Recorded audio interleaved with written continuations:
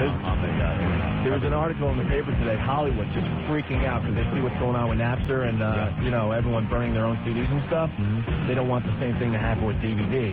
Oh, it'll happen once the... I guess there's what? There's code on the DVDs or something? Mm-hmm. And there's supposedly programs out there or websites that you can go to and figure out how to get rid of the coding. Yeah, and you could download full movies off the internet. It's kind of, it sucks now because the bandwidth problems. It's hard to transfer that much information. It's just not as easy as, doing the music thing, right? But music was almost impossible. Just a year ago? Music was, maybe 6 months ago? They're coming up with new ways to compress this stuff and get it across. And before you know it, sure, real-time movies will just, you'll do what you do on Napster. You hop on a site, you pop in an actor or a movie title or a director or something, and all these choices of movies will come up. You punch down on it, and there it is. Yeah. You burn it to a disc, you pop it in your DVD player, and there you are, watching a movie at home. Who does that screw? Everyone. Blockbuster, Hollywood, F them all. F them all. I love this. Speaking of movies, you got a nice little present today from Steve C. Yes. Got to thank Steve C. from FoundryMusic.com.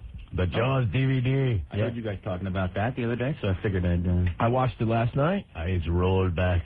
Lifeless eyes, like a doll's eye. I was laughing because they were doing the whole autopsy on the dock scene. Where they cut over there. This is amazing because I got the speech pretty close, but Ant's got it word for damn word. Oh, the mayor. Yeah, do the mayor. That was the mayor.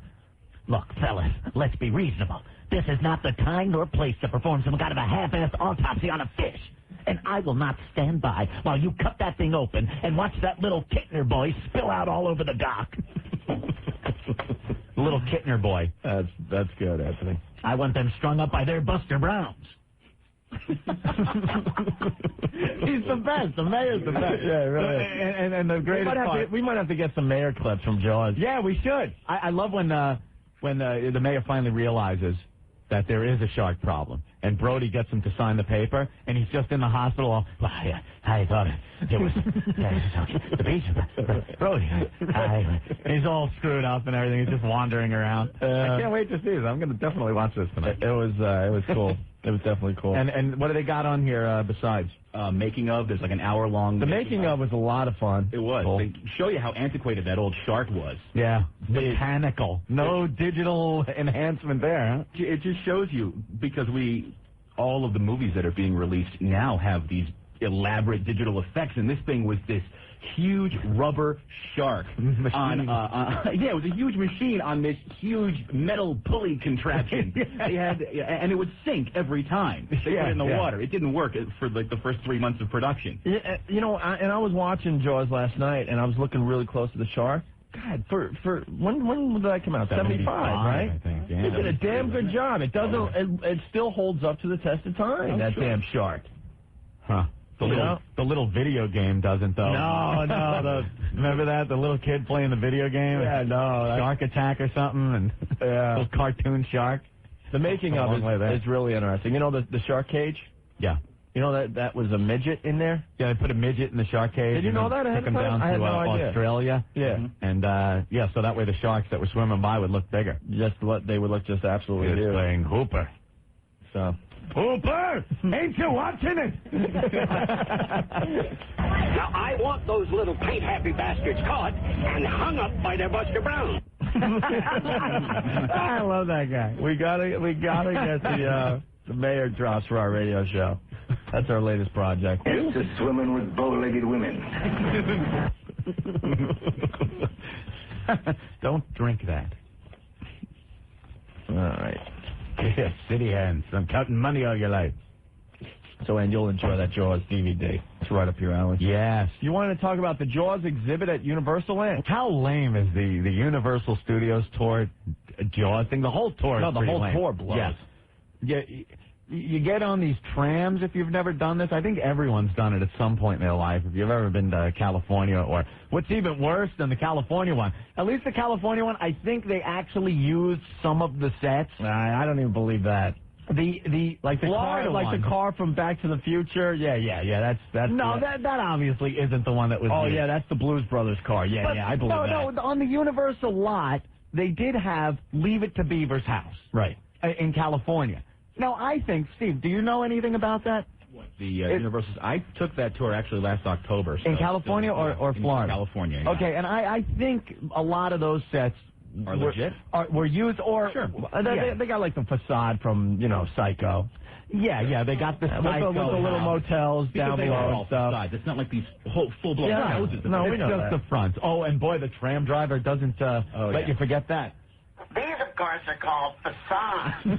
As we drive around the back of the house, you'll notice that, oh, look, no walls. I guess June Cleaver couldn't get dressed in here.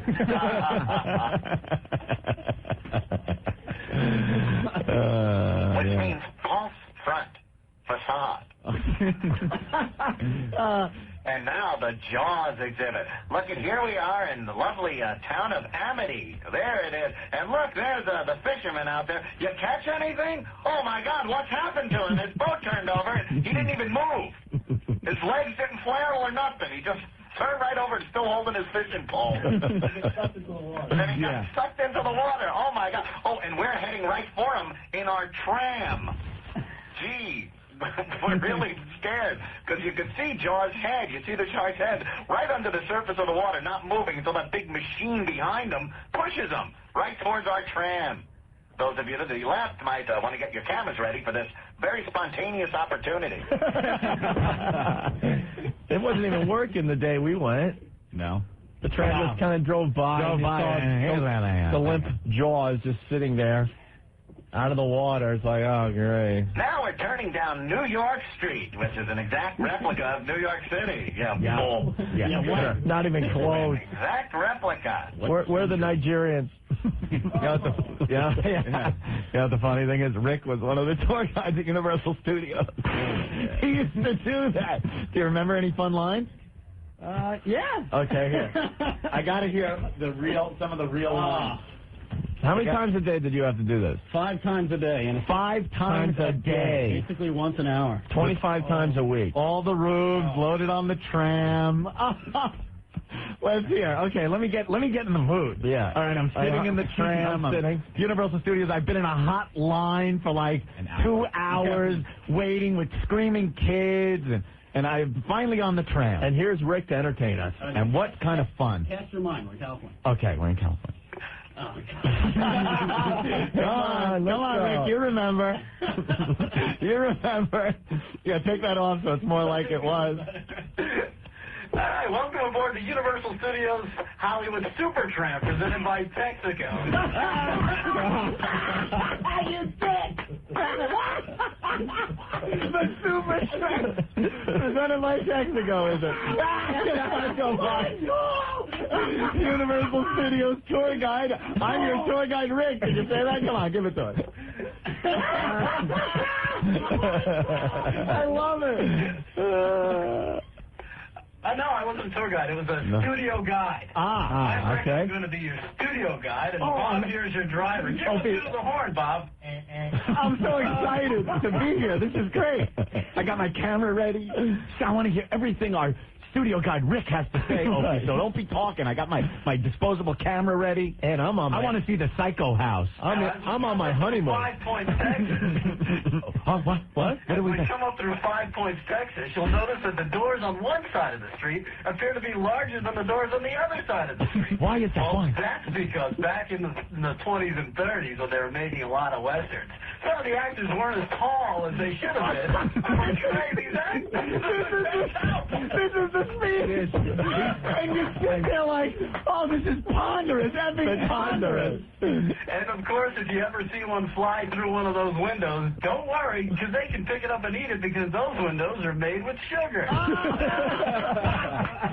Do we have the bus sound over there somewhere? Get it. Where's the bus sound, Rick? I got to get the whole thing. I'm almost feeling it.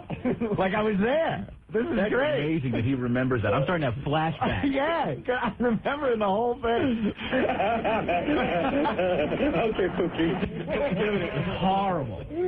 All right, let's pull away now from the Western Street. Here we go.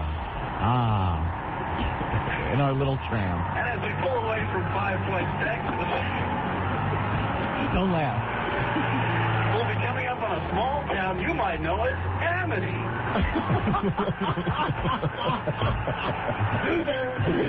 Now the music would start, right? Yeah, then we have we would have a little thing with a soundtrack so you could play different music for different sections. Right, yeah. Right. So you go through Amity. And we see Bob. Hey, Bob, how's the fishing today? Uh-oh, there goes Bob. That's it. Oh, the chinks would eat this up. They'll snap and think, oh, it's Jaws. Well, as we make our way around, we'll let somebody know that Bob's having a problem. Oh, what was that? And then the shark comes up. And starts, like, chomping at the side of the water spewing out. Yeah, I remember that. But then it's real believable when Jaws backs up. Yeah. If you look behind you, you see Jaws backing up into his original position. Now, what about maybe the Battlestar Galactica portion? Did they have that? The little tunnel? Yeah, what else do you remember? Oh, the tunnel. Oh, the tunnel, yeah. Actually, we more or less talked about it as it was the... you might remember this tunnel from the $6 Million Man when he ran after Bigfoot. And you know that wasn't the tunnel they used. It's been on that damn tram ride. And then the... King Kong. The King Kong ride. Part, right? They had the earthquake, too, with the... Wasn't that with King Kong? The whole... King Kong was on there, too. You come into the studio, they open up the doors, and then it closes behind you. Now we're in New York. Tell us about the flood that comes down the hillside. And then the water opens up from the Ten Commandments. All right, well, the flood is earthquake. Right. All right. So we pull into stage 54, I think. Yes. Which was a two-story stage. One of its kind. There we go.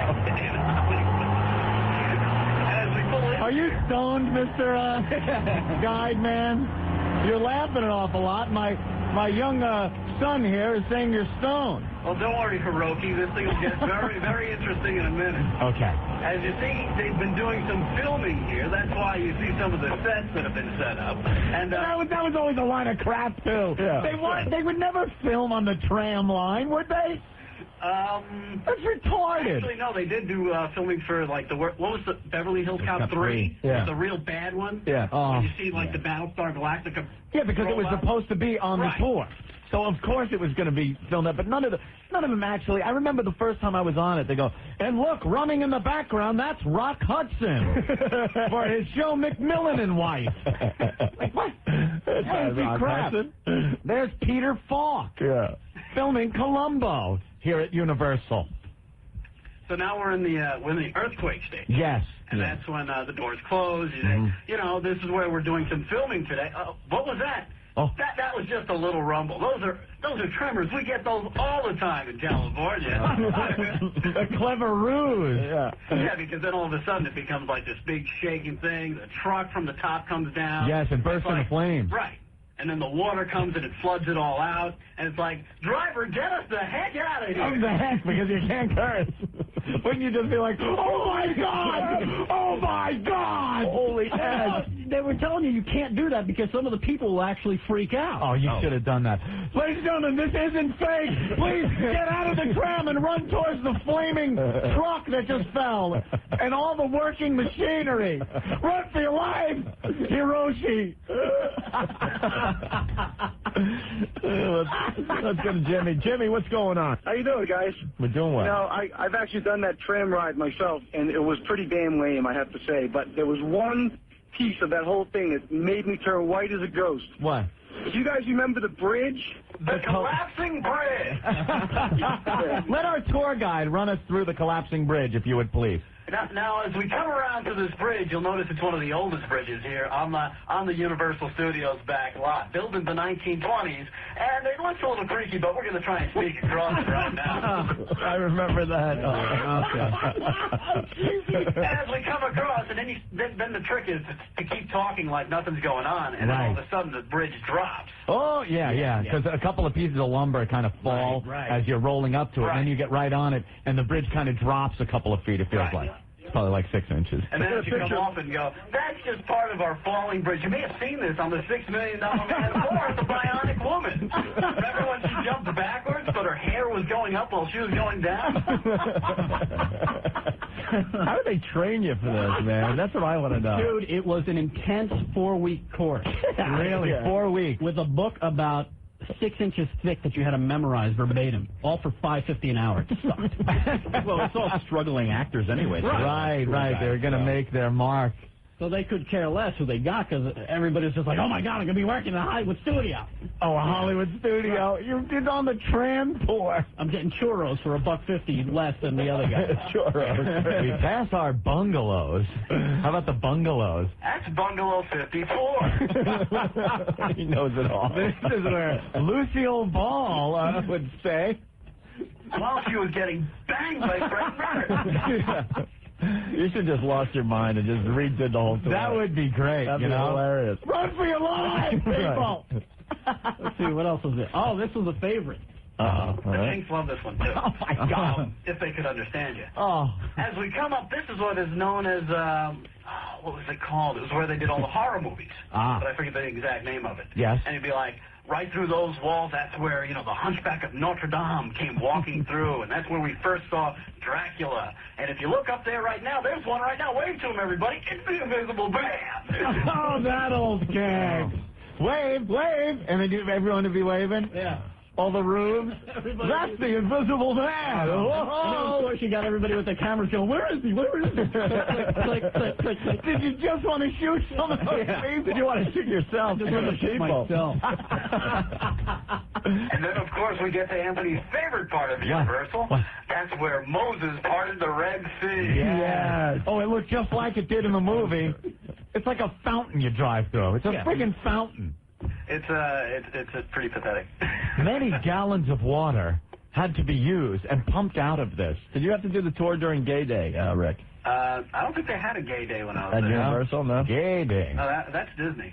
Look, Rick feels at home talking into his little microphone. Yeah. You could, but the funniest part is, can you totally picture Rick doing this? Without a doubt. Yeah, with a big smile on his face, wearing a Universal Studios uniform. With a name tag. It's the only time in my life I ever had to wear a name And tag. wasn't there a break that you took, like where you got out of the tram and went into the props, little sound stage, and walked through it and then got back on the tram? They stopped that like 2 years before I got Like there. people pilfering the props? I remember they would just parade a bunch of people through these things and this, you might recognize this lion or this jaguar figure was used in Back to the Future next to the big clock on the They clock. actually charge extra for that now. When I was there, they have for $150 a person, they take you to the individual sets where they're filming. The these personal tour. Yeah. Ah, great.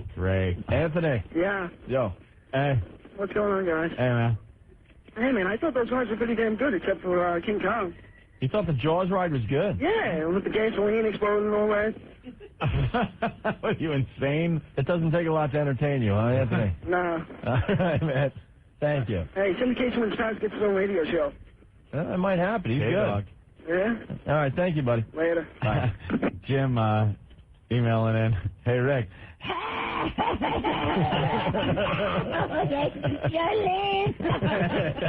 Yeah, where's my lame clip today? Forget it. All right. Oh, this guy, Dave, knows the revolving tunnel Lee Majors fell into. Where? What? On line 8. Line 8. Let's get 8. Dave, you have information on the rotating tunnel? You remember the tunnel that spun around with the lights inside? Yeah. The lady told me the girl was giving the tour said the Lee Majors got so disoriented that he couldn't shoot the whole scene. He kept falling down. And that's a true story. That is hysterical when you drive in that thing and you start looking. Confusing. It totally flips you over and makes you feel like you're It F's you up. you're rolling. That was the only part of this whole tour that was actually exciting. Yeah, that because it did kind of do something to your senses. It kind of you felt like F'd you you up. were flipping upside down. But the rest of it, I love when they just drive you past their junk. And it's like, and this, some of these props, you see a plane here that was used in an episode of The $6 Million Man. Or the giant Everything shoe. is The $6 Million Man. The giant shoe, you might recognize from The Incredible Shrinking Woman that was filmed here on Universal Studios. And right there's the red Ferrari Magnum used to drive. And it's just like this piece of crap laying on the side of the road. It looks like cardboard. It Bunch is of not. dust all over it. They don't even take care of the prop. It is not. Yeah. I think you're lying. Did anyone call you a liar? No. You ever get anybody rambunctious? No? Pretty boring? Pretty boring, yeah. Most of them couldn't speak the language, which is funny because most of the people that couldn't speak the language were the ones that decided to sit right in the first car with you. So you're trying to throw out your best stuff. Your best stuff. I'm riffing on the Cleaver House. I'm doing the top shelf stuff here. Right. I ain't getting anything from, the little Asian family or the Spanish people because they don't understand English. You might recognize this as Delta House from the movie Animal House. And right there is 1313 Mockingbird Lane. Oh, I gotta get a picture. And can you imagine, going home and pulling these pictures out in front of people? And this is the house that was used. Meanwhile, it just looks like you're taking pictures of people's houses. It doesn't look like anything. See this house? Yeah, please. Could you put the goddamn pictures away? It's another thing. The advent of the video camera is just. Do you ever see people in wherever, museums, wherever, outside, right here, outside videotaping and videotape the Hard Rock Cafe? We're right across from the Hard Rock. People will sit on the sidewalk and they'll get footage of the Hard Rock Cafe. And you're saying to yourself, does he go home, pop this in, and go, gather round, people, gather round, check this out. It's the door of the Hard Rock Cafe in New York. Okay, it's on a little longer. Just hold it. See, I pan to the car trunk sticking out from above the door. You see that? You see? It's a little longer now. Just be. There you go. There. Now here is a shot of my wife in the subway waiting for the train to come. Here it is. Oh, my God. You go to these places like Universal Studios and stuff, and people are, videotaping them buying a hamburger at the place. Yeah. Who's going to sit and watch this crap? Or the pile of lumber that is going to be the set for The Grinch That Stole Christmas. But okay, but it isn't yet. It's just wood. Is he explaining to someone what that is? You know how many years worth of wasted videotape there is that no one will ever watch? That's just sitting in people's houses. Crap. All right, man, we got to take a break. I used a video camera for 10 minutes when I first got it. And you videotape everything, and then you're like, whatever. It's in the closet. Throw it. Well, that's the end of our studio tour. We thank you for visiting Universal Studios Hollywood. And remember, next time you're in Hollywood, have your people call my people. We'll do lunch. You did not say that. Hold, I got to ask Rick something. Yeah, go ahead. Did they have you come up with your own little closing line, or did they give you a closing line? No, we just kind of stole it from everybody else. So we kind of had a bunch of people were using, so they were just pick whichever one you want to use. So you're like a wannabe. So you used that one. You didn't make that up yourself? No. You ripped some poor guy off. Some poor Universal Studios tour guy got ripped off. Yeah, that was my line. He bumped up the backdraft, so I took his cake. Great. Rick, the Universal Studios tour guide. All right, Ed.